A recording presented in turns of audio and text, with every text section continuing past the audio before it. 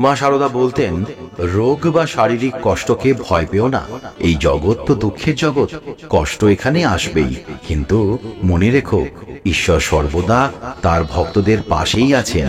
কষ্ট যখন আসে তখনও বিশ্বাস করো যে তোমার কল্যাণের জন্যই তা এসছে। এই কথাগুলো শুধু শোনার জন্য নয়, অনুভবের জন্য। মা শারদার কৃপায় যাদের জীবন বদলেছে তারা জানে কিভাবে একটা ফাঁকা পেট, খালি ঘর আর নিঃস্ব হৃদয় মায়ের আশীর্বাদে ধীরে ধীরে পূর্ণ হয়ে যায়। মা কালীর কৃপায় খুব ভালো থাকুন, সুস্থ থাকুন। মা ও ঠাকুরের কৃপা আপনার উপর থাকুক সারাক্ষণ, এই প্রার্থনাই করি। নমস্কার, সবাই কেমন আছেন? আমি মৃণাল কান্তি চৌধুরী, আপনারা আমাকে নীল নামে চেনেন।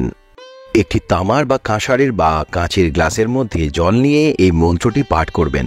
যদি আপনি কারোর জন্য করেন তাহলে তাকে সামনে বসিয়ে করবেন, আর নিজের জন্য করতে পারেন। তারপর জলটি নিজে বা যে অসুস্থ তাকে খাইয়ে দেবেন। এই কাজটি 21 দিন ধরে করবেন আর মায়ের করুণা, কৃপা, আশীর্বাদ যাচনা করবেন। মাঝপথে মন্ত্র পাঠ বন্ধ করে উঠবেন না, তাহলে শুরু থেকে আবার সব করতে হবে।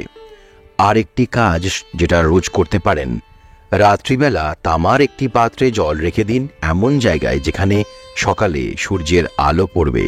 সেই জলটি সকালে উঠে পান করবেন প্রতিদিন।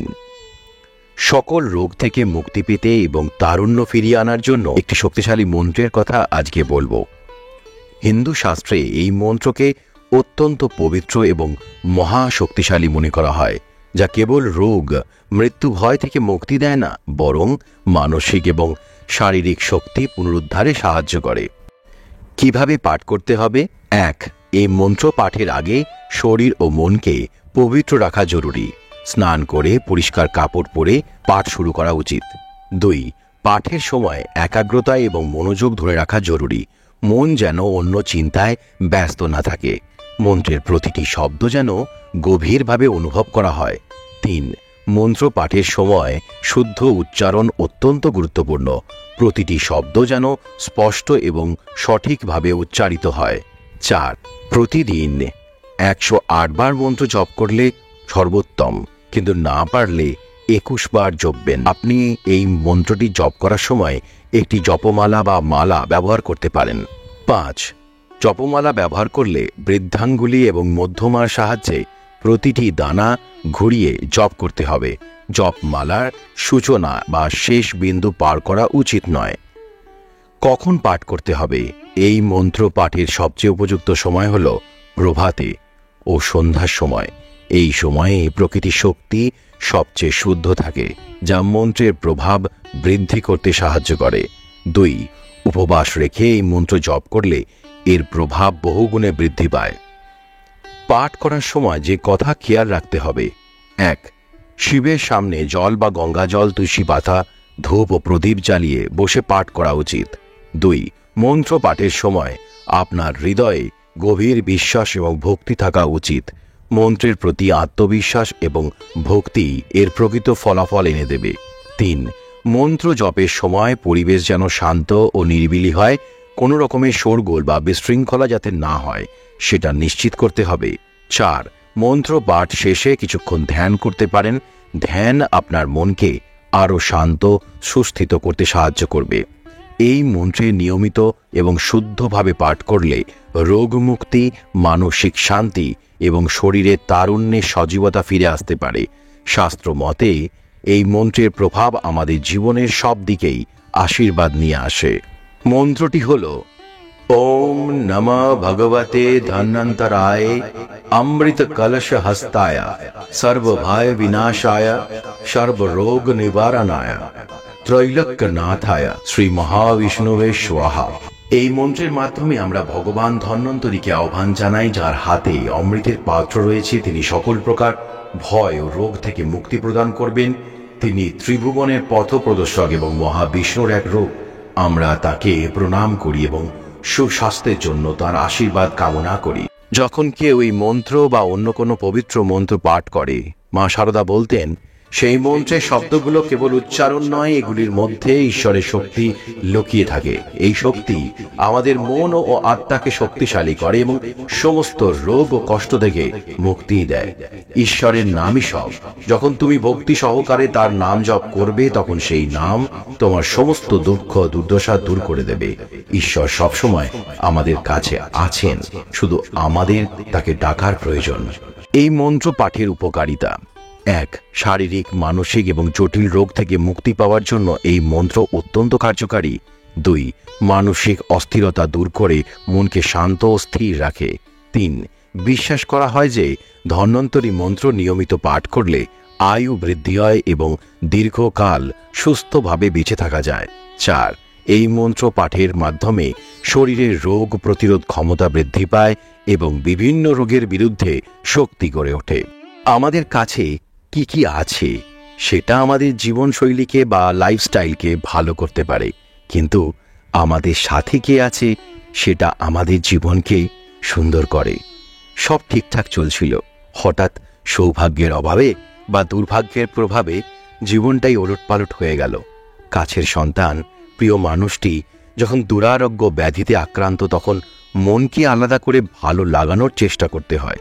তখন দরকার পড়ে কিছু কাছের মানুষের, যাদের সংখ্যা আমাদের জীবনে এতটাই কম যে কষ্ট পেলে চিৎকার করে ডাকলেও কারুর উপস্থিতি চোখে পড়ে না বা অনুভূত হয় না। চূড়ান্ত অর্থকষ্ট জীবনের হাতে গোনা গুটি কতক দিনগুলিকেও বিষাদে পূর্ণ করে দেয়। আর এই পৃথিবীর সবকিছুর সাথেই নিজেকে বেমানান মনে হয়, তখন কষ্টের পরিমাণটা আরেকটু বেড়েই যায়। ব্যস্ত এই শহর জুড়ে ভেসে আসে অবিশ্বাসের ঢেউ। সবাই বলে সাথে আছি, পাশে থাকে না কিন্তু কেউই। ভুল মানুষকে অনেক কিছু শিখিয়ে দেয়, কিছু কষ্ট মানুষকে পাথর করে দেয়, কিছু অভিমান মানুষকে অনেক পর করে দেয়, আর কিছু বাস্তব মানুষকে বদলে দেয়। সেই অতীতের কথা ভেবে কষ্ট পাওয়া হলো আবেগ, আর অতীত থেকে শিক্ষা নিয়ে সামনে এগিয়ে যাওয়াই হলো বাস্তবতা। অল্পেতে কেঁদে ফেলা মানুষগুলো মন খুব সরল হয়, আর এই সরল মনের মানুষগুলোই জীবনে সব থেকে বেশি কষ্ট পায়। আমাদের জীবনে আমরা অনেক কিছুই পাই, টাকা পয়সা, ধনসম্পদ, বিলাসবহুল জীবনযাত্রা, এগুলো আমাদের জীবনকে সাজায় ঠিকই, কিন্তু কখনো কি ভেবেছি এই সব কিছু থাকার পরেও কেন মন খালি লাগে? আমাদের চারপাশে কি নেই? কি যেন একটা অপূর্ণতা আছে। তুমি যখন একা হয়ে যাওয়া অনুভব করো, তখন কি তোমার টাকা পয়সা পাশে এসে তোমার হাতটা ধরতে পারে? যখন তোমার রাতগুলি নিঃশব্দ কান্নায় ভেসে যায়, তখন কি তোমার ধনসম্পদ তোমার চোখ মুছিয়ে দিতে পারে? না, পারে না। কারো একটুখানি ভালোবাসা, পাশে থাকা, নিঃশব্দে বোঝা, এগুলিই আমাদের জীবনের প্রকৃত সৌন্দর্য। আমাদের জীবন তখনই সুন্দর হয়ে ওঠে যখন পাশে থাকে কেউ, যে বুঝবে তোমার না বলা কথাগুলো, যাকে তুমি ভরসা করতে পারো চোখ বন্ধ করে। যেদিন সেই মানুষটি পাশে থাকে, সেদিনই বুঝবে ধনসম্পদ জীবনকে ভালো করতে পারে, কিন্তু ভালোবাসা জীবনকে সুন্দর করে। সম্পর্কের এই মায়া, ভালোবাসার এই বন্ধন, যা কিনা চোখে দেখা যায় না, কিন্তু হৃদয়ে আছড়ে পড়ে, এক মুহূর্তে সবকিছু বদলে যায়। যতই ধনসম্পদ থাক, যদি পাশে কেউ না থাকে, তবে সেই জীবনের রং শুধুই ফিকে, নিস্তেজ। মা শারদা বলতেন, মানব জীবনের প্রতিটি যন্ত্রণা ও কষ্ট আমাদের আধ্যাত্মিক অগ্রগতির জন্য প্রয়োজনীয়, এবং এগুলি আমাদের প্রকৃত সত্যের পথে নিয়ে যায়। ঈশ্বরের প্রতি ভক্তি, বিশ্বাসী আমাদের সকল সমস্যার প্রকৃত সমাধান। মা শারদা বলেন, জীবনের সমস্ত দুঃখ কষ্ট আমাদের সহ্য করতে হবে ঈশ্বরের আশ্রয়। আমার ছেলে মেয়েদের কখনো দুর্বল মনোভাব রাখলে চলবে না। তারা কষ্ট পেতে পারে, কিন্তু ঈশ্বর সব সময় তাদের পাশে আছেন। কষ্টের সময় ধৈর্য ধরে থাকো, ঈশ্বরের নাম স্মরণ করো। আমাদের এই শরীর ক্ষণস্থায়ী, কিন্তু আত্মা অনন্ত। শারীরিক যন্ত্রণা বা রোগকে ধৈর্যের সাথে মেনে নেওয়া উচিত, কারণ এগুলো আমাদের ঈশ্বরের নিকটবর্তী করে তোলে। শারীরিক সুস্থতা শুধুমাত্র শরীরের ব্যাপার নয়, এটি মন ও আত্মার শান্তির সাথেও যুক্ত। তাই যখন আমরা মন্ত্র বা প্রার্থনা করি, আমাদের শুধু শারীরিক সুস্থতার জন্য নয়, মানসিক এবং আধ্যাত্মিক শান্তির জন্য তা করতে হবে। মানুষ যখন ভগবানের উপর নির্ভর করে তখন সমস্ত কষ্ট যেন সহজ হয়ে যায়। ঈশ্বরকে একবার মনে করলে তিনি সমস্ত কষ্ট নিবারণ করেন। ঈশ্বরের নামেই সমস্ত রোগ ও কষ্টের মহা ঔষধ। আজ এটুকুই, আবার দেখা হবে পরবর্তী ভিডিওতে। সবাই খুব ভালো থাকবেন, সুস্থ থাকবেন। নমস্কার।